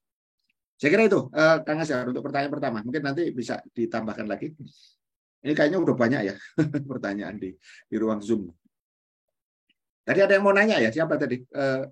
Bu, ini kayaknya Bu, tapi kayaknya keluar ya tadi. Oh, ada. Oh, itu ada Bu Firda itu. Silakan. Bu atau Teh Firda, silakan. Oke, jazakumullah khair Ustaz. Yang ingin saya tanyakan itu terkait dengan dinamika yang terjadi ketika itu. Kenapa kemudian seolah kota-kota yang tadi Ustadz sebutkan ya, yang di-mention di dalam kitab ini ada Istanbul, ada kemudian Ankara, Izmir, Anatolia, itu menjadi seolah penting begitu ya, sehingga kemudian diincar, kemudian bahkan kemudian ada skenario pusatnya dipindah. Kalau boleh disampaikan Ustadz, ini titik strategisnya dari tempat-tempat itu apa sehingga kemudian orang-orang kafir atau entitas negeri-negeri kafir itu mengincar kota-kota itu. Sebenarnya kan kalau bayangan kami ya yang tidak tahu, itu kan kota biasa di tengah sebuah negara yang besar. Kenapa kemudian spesifik mengejar wilayah-wilayah itu begitu? Oke. Itu sementara Ustadz, nanti mungkin lagi. Terima kasih Mbak Firda ya. Mbak Firda dari mana ini? Maksudnya boleh tahu? Dari Lumajang, Jawa Timur. Baik, terima kasih. Dari Lumajang ya ini. Nah, kalau kita perhatikan sebenarnya satu ya, yang paling utama itu tetap Istanbul, yang kemudian IKN tadi ya, untuk menjadi pusat daripada target mereka itu. Begitu ya. Tetapi kota-kota yang tadi disebut sebenarnya itu adalah tempat di mana penggalangan ya daripada kekuatan-kekuatan kaum nasionalis itu sudah mulai muncul. Artinya muncul itu potensial. Jadi kalau setiap daerah itu kan pasti punya pemetaan politik gitu ya. Oh, daerah sini ini kuatnya gitu ya. Contoh sederhananya misalnya kalau dalam bahasa kita di sini, kalau Jawa Timur biasanya itu nanti pasti akan identik dengan suara pesantren. Nah, gitu ya. Kira-kira siapa nih yang kira-kira bisa digalang maksudnya ya yang ada di situ. Nah, kota-kota tadi itu sebenarnya sebagian kecil saja yang memang disebut ya, sebenarnya masih banyak kota yang lain yang kemudian itu menjadi sangat strategis tadi itu untuk memindahkan ya kekuasaan itu dari Istanbul, karena kekuasaan itu kan tetap di Istanbul, pengambilan keputusan tadi itu ya. Nah, kota-kota ini disiapkan sebenarnya termasuk nanti Ankara itu untuk menjadi pembanding, makanya Kemal tidak mau lagi balik nanti ke Istanbul gitu ya. Nah, pertanyaannya kan di mana dia harus melakukan galangan atau memusatkan seluruh dukungan tadi itu ya, dia mesti kemudian punya calon ibu kota gitu kan, yang nanti akan menjadi negara baru. Makanya digeser tadi ke Anatolia kan. Jadi makanya Inggris itu kemudian tadi melakukan satu proses semacam opini begitu ya, bahwa Timur itu dalam keadaan ini loh gitu. Padahal itu sebenarnya nanti kalau kita lihat secara strategis itu hanya untuk kemudian mengalihkan gitu ya, agar Istanbul ini kemudian bisa dengan leluasa dicengkeram begitu sebenarnya gitu ya. Jadi dari sini kita bisa melihat bahwa kota-kota ini menjadi penting bagi penjajah tadi itu terutama kemudian nanti karena terkait dengan dukungan-dukungan yang kemudian terjadi di kota-kota itu dari kelompok-kelompok nasional. Dan itu yang dibutuhkan oleh penjajah, dan itu sekali lagi dalam kontrol Inggris. Nah, spesifik Izmir tadi saya sudah sampaikan ya, Izmir itu punya sejarah gitu ya tadi, bahwa Izmir itu dulunya wilayah Yunani dan kemudian dikuasai oleh Islam begitu ya. Nah, makanya kemudian Inggris tadi dalam konteks melakukan start ya untuk mengubah strateginya tadi itu, dia butuh kota yang kemudian di situ konflik atau kerusuhan itu menjadi nyata gitu ya. Menjadi nyata itu artinya loh, bener kan kata saya kan gitu kan, itu terjadi gitu. Dan kalau secara teritori sebenarnya kan Izmir itu paling dekat dari laut gitu ya, kalau tadi kita lihat di peta itu, sehingga mudah untuk kemudian dari Yunani itu melakukan tadi apa namanya perjalanan tadi itu, dan kota-kota pantai itu biasanya jauh lebih mudah untuk dijangkau, begitu ya. Nah, sehingga dari situlah kemudian Inggris itu melakukan tadi apa provokasi itu melalui tangan Yunani tadi yang punya historis, ya punya sejarah terkait dengan apa Izmir tadi itu, dan berusaha untuk kemudian tadi menyulut api pemberontakan itu di situ. Jadi poinnya saya kira di situ, Mbak Firda tadi, jadi terkait dengan keberadaan daripada peran dari kota-kota itu. Makanya nanti ketika Izmir itu sebagai kota yang kemudian dijadikan sebagai start untuk provokasi, bukan dia yang dijadikan IKN kan. IKN itu bukan di situ nanti. Nah, digesernya lebih ke tengah lagi ke Ankara. Kenapa? Karena Ankara itu dukungan daripada para pendukung apa namanya Kemal, dalam konteks ini kelompok nasionalis yang setuju nanti dibubarkannya khilafah, itu apa namanya kekuatannya ini apa namanya real ya yang ada di situ. Saya kira itu sementara Mbak Firda tadi. Jazakumullah khair. Ya, kita ke Zoom, Kang Azhar. Ini udah banyak sekali ini ya. Ini alamat lama ini. Jadi yang pertama dari Bu Ina ya, melihat cerita masa lalu sangat nampak Inggris sangat membenci Utsmaniyah. Sebenarnya dari cerita yang lalu, dari semenjak Inggris mendirikan Arab Saudi, apa yang menyebabkan Inggris sangat benci? Kalau kita bicara secara mendasar, Bu Ina, itu adalah memang ya itulah isi hati yang sesungguhnya dari orang-orang kafir. Jadi ini adalah sebenarnya, kan kita masih ingat awal kita membahas kitab ini yang menjadi fokus tema utama itu adalah pertarungan antara kekufuran dengan apa namanya keimanan. Ya, karena apa? Karena memang dalam konteks waktu itu keimanan tidak bisa kemudian dipertemukan dengan kekufuran. Harus apa terjadi pertarungan pasti, begitu ya. Artinya nanti eksistensi itu akan ditentukan, dan kekufuran itu pasti ada representasinya, ada pelakunya, ya baik itu individu, kelompok, ya maupun juga kemudian negara, gitu ya. Nah, keimanan juga sama, ada individu, ada kelompok, ada kemudian negara, begitu ya. Jadi ketika kemudian kita melihat Inggris itu sangat benci, ya Inggris tahu betul bagaimana dikdayanya Utsmani ketika sedang dalam keadaan top, gitu ya, dalam keadaan top kinerjanya itu, top levelnya begitu ya, sehingga nanti kan ada cerita tentang bahaya dari timur gitu ya. Jadi bahaya dari timur itu maksudnya apa? Inggris itu sadar betul. Jadi Inggris ini kan negara penjajah, dia punya sekian banyak inilah apa namanya istilahnya itu rencana begitu ya. Bagaimana kemudian Islam itu kalau dibiarkan dengan representasi negara, apalagi pada saat itu adalah Utsmani, itu sudah sampai ke Eropa. Coba bayangkan, gitu ya, ketakutan orang Eropa itu dalam hal ini adalah orang-orang Nasrani. Itulah yang kemudian nanti apa pada masa sebelumnya itu membuat apa yang kita sebut dengan perang salib, gitu ya, yang ibaratnya kalau dari sisi apa episodenya gitu ya, itu berjilid-jilid gitu kan yang ada di situ gitu. Nah, sehingga dari situ kita melihat bahwa disitulah apa namanya kebencian orang-orang kafir tadi yang pada konteks ini diwakili oleh Inggris, sebagaimana dulu diwakili juga oleh yang lain-lain. Ya, kita kan dari kalau kita tarik ke garis sejarah sebenarnya itulah yang kemudian terjadi, mulai dari kalau bahasa kita itu adalah dari sejak Nabi itu diutus ya di apa namanya di dunia ini ya kan, mulai dari Nabi Adam, Nabi Nuh dan seterusnya, ya orang kafir itu pasti kemudian tidak suka dengan risalah daripada Nabi atau risalah daripada Allah Subhanahu Wa Taala yang diturunkan pada para nabi dan juga para pengikutnya.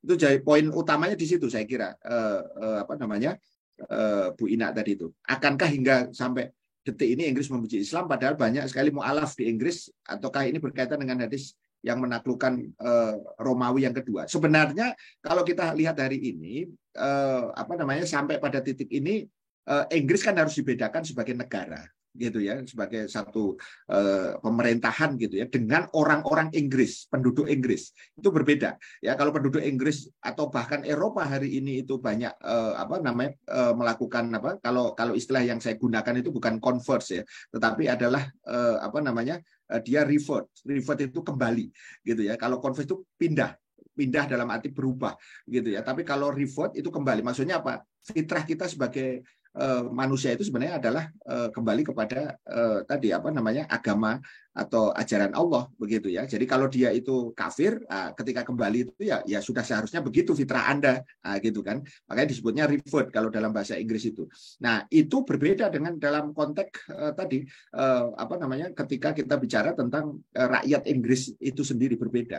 Gitu ya, makanya cerminan yang bisa kita jadikan pegangan itu adalah apa yang dipikirkan oleh rezim atau oleh pemerintahan Inggris sampai hari ini. Ya itulah yang menggambarkan kebencian orang kafir tadi itu sampai hari ini. Ya kita tahu misalnya dari Tony Blair misalnya masih ingat kan bagaimana kemudian dia menyatakan bahwa apa namanya orang-orang kafir orang-orang Islam itu ya tadi memang benar-benar dijadikan musuh begitu ya, yang dia bilang the axis of evil gitu ya. Jadi apa istilahnya pusat ya daripada apa namanya istilahnya setan begitu ya. Jadi Islam itu agama yang apa namanya buruk bagi mereka dan seterusnya begitu. Jadi pertanyaannya kalau Inggris sampai hari ini apa namanya seperti tadi banyak mualaf, bahkan wali kota London saja kan Muslim gitu kan, itu tidak mencerminkan Inggris secara keseluruhan begitu ya, karena Inggris secara keseluruhan ya hakikatnya ada di apa, hakikatnya ada di rezim yang menjadi pemimpin hari ini. Kan sekarang pemimpinnya keturunan dari apa namanya India ya, itu juga tetap menjadi catatan karena India sendiri kan juga bermasalah dengan Islam sebenarnya dari sisi pemerintahannya. Kita tahu bagaimana kasus-kasus apa namanya penghinaan terhadap Nabi maupun perkara pelarangan kerudung ya itu terjadi di sana. Jadi kalau saya lebih cenderung tadi lebih kepada persoalan substansi yang paling dasar, prinsipil orang kafir itu tidak akan pernah ridho. Jadi kita tidak boleh terjebak kepada penampakan-penampakan yang sifatnya itu dia temporer gitu ya. Jadi orang misalnya sekarang ada muslim, ada mualaf, wali kota jadi wali kota, itu tidak otomatis. Kenapa? Ketika dia jadi wali kota London kan yang diterapkan bukan Islam.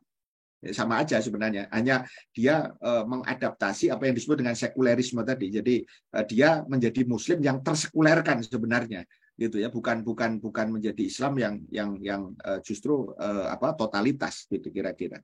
Itu ya untuk Ibu Ina, mudah-mudahan bisa menjawab. Kemudian dari siapa ini? Teh Hasna ya.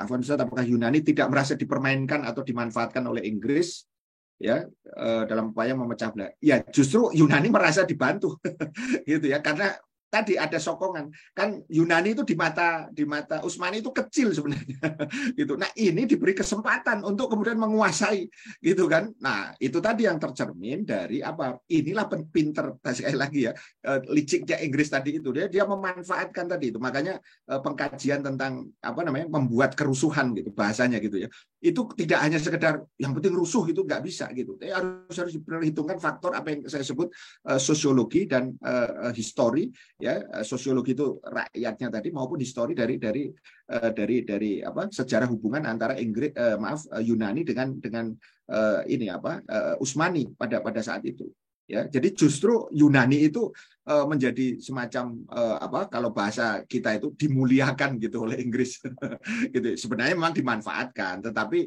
dia juga berkepentingan kan untuk kemudian menguasai kembali Izmir tadi itu. Tetapi justru disitulah kemudian terjadi tadi perlawanan ya sebagai bagian dari grand strateginya Inggris dalam konteks menyulut adanya pemberontakan yang kemudian nanti didukung oleh Inggris juga gitu. Jadi saya kira di situ Bu Hasna ya untuk ininya, untuk jawabannya. Kemudian dari ini siapa nih, Ikhti ya, Ikhti dan Ukhti ya. Afwan mungkin agak melenceng dari tema. Sampai hari ini saya penasaran apa yang menjadikan alasan Turki terlibat ya. Ini sudah kita jawab berkali-kali sebenarnya Kang Azhar ya, yang kemudian akhirnya kalah. Oke, poinnya adalah bahwa Turki itu kan sebenarnya dalam keadaan mundur saat itu, dan kemudian dia secara politik ya itu kemudian membutuhkan partner gitu ya. Nah, Jerman itu sedang naik di dalam konteks kemajuan dari apa yang kemudian kita sebut sebagai industrialisasi, terutama dalam konteks militer. Makanya kemudian Turki Utsmani pada saat itu kemudian ingin melakukan reform reformasi di dalam persoalan persenjataan tadi itu dan militer lah secara keseluruhan. Ya, nah ini yang menjadi titik catatan kita bahwa bukan malah kemudian menanamkan Islam secara ideologis, tapi memperkuat. Kenapa? Karena memang Utsmani sudah kemana-mana, gitu kan. Utsmani itu kan sudah melegenda ya, sebagai kekuatan yang tidak terkalahkan. Tapi ternyata ketika kekuatan pemikirannya itu mulai menurun, mereka hanya fokus pada fisik. Nah, mereka merasa ternyata kemajuan Eropa itu jauh lebih cepat. Maka di situ ketika kemudian ada upaya daripada Jerman tadi ya untuk melawan Inggris tadi itu, maka kemudian Utsmani pada saat itu melakukan istilahnya persekutuan tadi itu demi apa? Demi perbaikan yang diinginkan. Sebenarnya itu hanya janji-janji Jerman saja sebenarnya yang ada di situ gitu. Nah, jangan lupa bahwa pengambil keputusan pada saat itu juga kelompok-kelompok yang pada saat berikutnya nanti juga ditentang. Kenapa? Karena juga banyak yang sebenarnya tidak setuju gitu ya, koalisi tadi itu antara Utsmani dengan dengan Jerman tadi itu. Nah, makanya ketika Jerman dan Utsmani akhirnya kalah begitu ya di dalam Perang Dunia Pertama, inilah kesempatan bagi kelompok-kelompok yang kemudian tidak setuju ya Utsmani bergabung tadi itu memanfaatkan kesempatan kekalahan tadi itu untuk tadi malah melakukan tindakan lebih jauh, yaitu tadi menghancurkan Islam tadi itu ya dalam bentuk khilafah tadi itu. Jadi poinnya sebenarnya ikhti ya dari akun ikhti ini, ibu atau bapak ini, itu adalah intinya adalah bahwa di situ ada kebutuhan ya dari Utsmani pada saat itu untuk memperbaiki atau memodernkan gitu kekuatan militernya, maka kemudian mereka akhirnya lebih mudah untuk bahasanya itu terprovokasi lah begitu ya. Selain memang para pengambil keputusan pada saat itu antara 1914 sampai 1918 itu memang orang-orang yang mereka itu fokusnya kepada tadi penambahan kekuatan militer, bukan kepada kekuatan secara sakofiah gitu ibaratnya. Jadi secara sakofiah itu artinya justru menanamkan pemahaman Islam tadi, karena memang sudah terjadi kemunduran dari berbagai aspek tadi itu. Ya, saya kira itu ya untuk sementara, dan ini sudah saya sudah jauh sebelumnya, dan mudah-mudahan juga bisa memberikan penjelasan. Kemudian dari Arba'inah di Martapura, mendengar pemaparan ini, saya hanya bisa termenung. Selama itukah khilafah Utsmani sampai tidak lagi melakukan perlawanan secara fisik dan politik? Bukan sampai hari ini seperti negara yang tidak meninggalkan bekas jejak kejayaan. Mohon pendapat. Ya, Ibu Arba'inah, bahwa apakah selemah itu? Ya, jawabannya. Itu nanti juga dijawab di dalam buku ini sebenarnya gitu. Kok bisa? Ya bisa.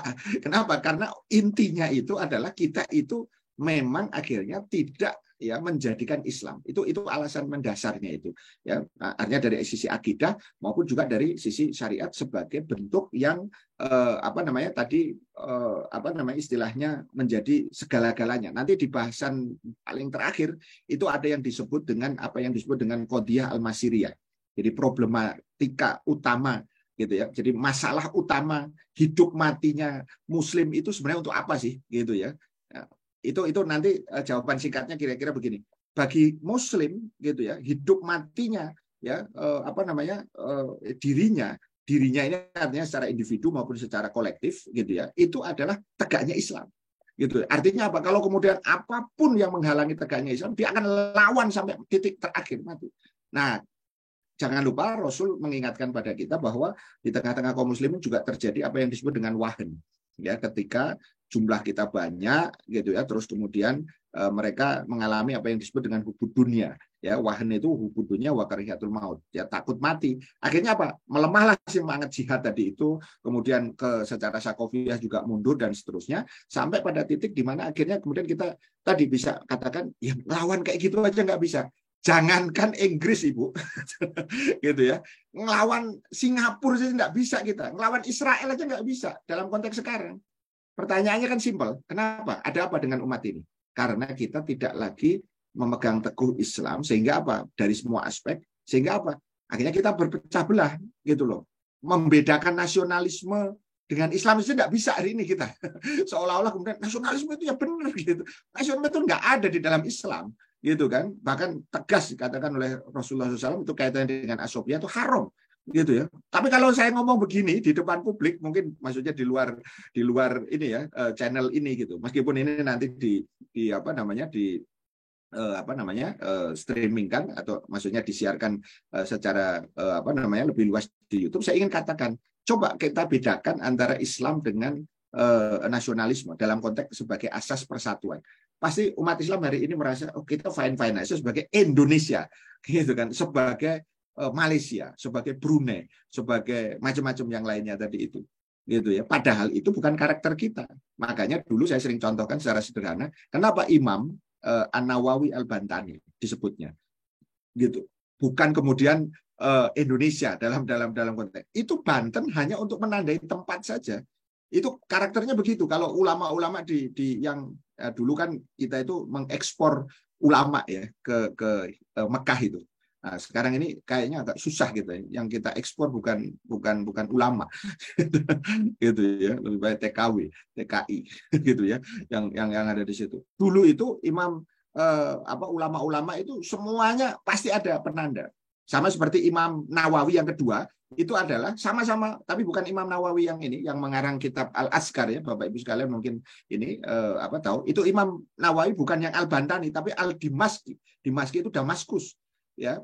Jadi bagi umat Islam dulu itu tidak ada persoalan tentang masalah tempat, tapi jangan itu dijadikan sebagai dasar daripada persatuan umat tadi itu. Yang harus dijadikan itu akidah. Kita tahu Imam Bukhari itu kan di Bukhara. Bukhara itu jauhnya kan ribuan kilometer dari Mekah atau Madinah ya, sebagai IKN ya dalam konteks ini, gitu kan. Tetapi beliau dengan sangat luar biasa itu bisa kemudian menjadi gurunya para guru gitu ya, dari ilmu hadis misalnya, terkait dengan bagaimana kemudian kita mendalami sakofah Islam.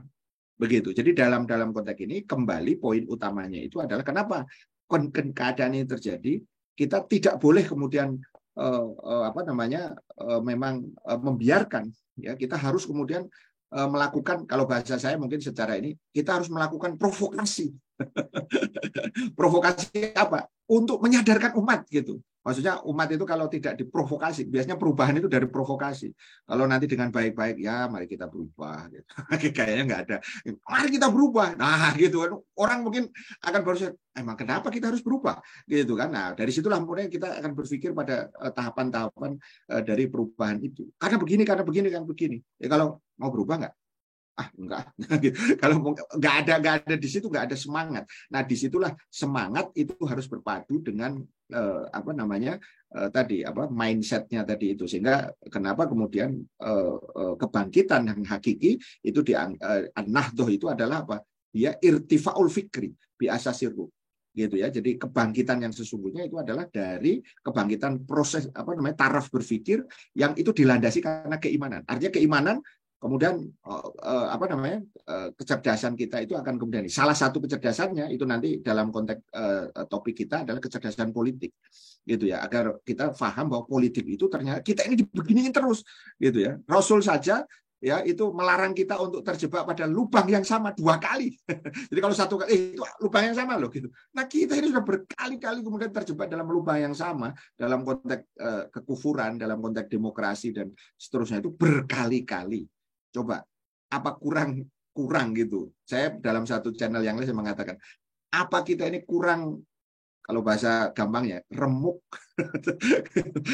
Apa kita ini kurang dizolimi gitu. Apa menunggu dizolimi lagi lebih ini sebelum kemudian kita terpaksa tanda kutip bersatu, atau kita kemudian terpaksa itu bukan terpaksa, tapi kita sadar kita harus bersatu, bukan karena ini. Karena umat Islam biasanya kalau tidak ada musuh di luar itu biasanya di dalam itu sering konflik ya. Kenapa? Karena seringkali karena persoalan asobia. Padahal seharusnya itu adalah kita mau dalam keadaan damai maupun dalam keadaan perang, itu senantiasa yang dikedepankan itu adalah tadi masalah persatuan dengan landasan keimanan, bukan karena landasan nasionalisme, begitu ya. Baik, Awan, saya Ibu Ikhti ya. Oh ya, saya baru bergabung. Ya, baik Bu, terima kasih. Nggak apa-apa. Itu tadi saya berikan catatan tadi karena sebelum Ibu itu banyak pertanyaan tentang itu juga dan saya sudah jawab dengan jawaban yang tadi yang sama, tidak ada masalah. Jadi nggak apa namanya nggak masalah Ibu mempersoalkan itu lagi, nggak ada masalah. Ya, saya kira sudah habis ya, Kang Azhar. Masih ada? Aja langsung kan untuk malam ini. Closing? Ya, baik. Sebagai apa namanya kesimpulan ya, mungkin biar lebih nanti blended gitu ya, biar lebih apa namanya berhubungan gitu ya dengan yang sebelumnya. Dari apa yang kita bahas di tema ke-12 ini, ya, saya ingin menggarisbawahi satu hal, ya, pentingnya kita memahami strategi musuh. Gitu ya. Jadi kalau dalam teori perang, yaitu kalau Ibu Bapak nanti belajar salah satunya The Art of War, ya, itu pakar perang itu namanya Sun Tzu. Itu kemudian mengatakan kalau kita tahu kekuatan musuh itu setengah menang, gitu ya. Kalau kita menguasai strategi musuh dan kita sendiri juga punya strategi, itu berarti baru satu, ya, itu kepercayaan diri untuk kemudian menang, gitu. Itu sababiahnya. Artinya apa? Ketika kita paham bahwa Inggris ya di masa lalu ya di tahun-tahun tadi itu melakukan makar-makar tadi itu ya dengan sistematis begitu ya dan dia melakukan itu dengan apa mengorbankan banyak hal begitu ya baik untuk dirinya maupun juga orang lain, maka ini menjadi pembelajaran bagi kita agar kita betul-betul paham jangan sampai kemudian kita perlakukan dengan seperti itu. Sama seperti yang hari ini. Kalau kita korelasikan dengan fakta hari ini, khususnya di Indonesia misalnya, betapa bahwa banyak strategi penjajah itu sebenarnya tidak ada perubahan yang mendasar dari sisi prinsipnya.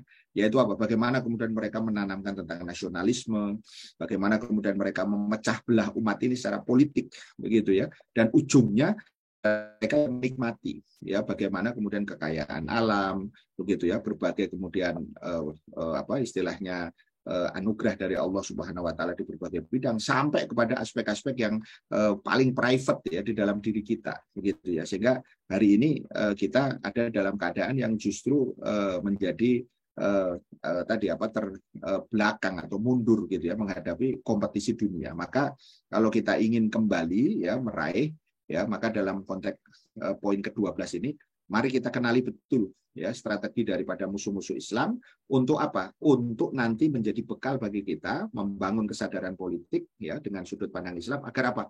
Next umat ini termasuk ibu bapak, termasuk kita semua sahabat-sahabat rahimahullah harus juga menyebarkan ya pemahaman tentang persatuan umat dengan bahasa atau dengan basis ya keimanan tadi itu memang tidak mudah nanti. Tapi ingatlah apa yang dilakukan oleh Kemal dengan konco-konconya tadi yang jelas-jelas mengusung ide kekufuran, itu mereka melakukan dengan sababiah, dengan ketekunan tanda kutip ya. Saya ingin ini itu sebenarnya bukan ketekunan dalam konteks yang dimaksud, tapi kengototan mereka usaha mereka secara sababiah, itulah yang akhirnya membuat hal ini terjadi. Artinya begini, saya ingin katakan bahwa apapun yang terjadi di dunia tidak akan lepas dari kehendak Allah Subhanahu wa taala. Tapi bukan berarti bahwa Allah Subhanahu wa taala merestui itu gitu ya. Kenapa? Karena memang itu adalah bagian daripada bagian mereka. Orang kafir itu kan sebenarnya nggak akan mendapatkan kemuliaan. Mereka hanya dapatkan nasibun, ya hanya mendapatkan bagian mereka saja. Bagian itu bukan pahala, bukan kemudian apalagi kemuliaan di hadapan Allah. Nah, oleh karena itu umat Islam harus kemudian berlomba hari ini ya sesegera mungkin ya jangan sampai kemudian nanti kita mengulang kesalahan-kesalahan yang sudah ada sehingga insya Allah ya tegaknya kembali khilafah itu bukan merupakan sesuatu hal yang jauh atau kemudian sesuatu yang sulit insya Allah.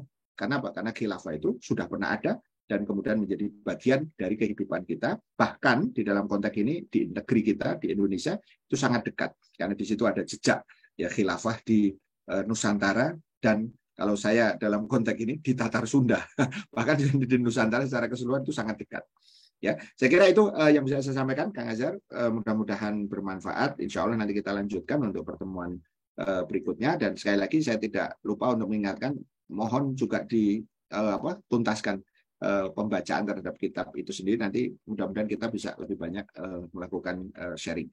Terima kasih. Mohon maaf kalau ada hal yang tidak berkenan. Assalamualaikum warahmatullahi wabarakatuh.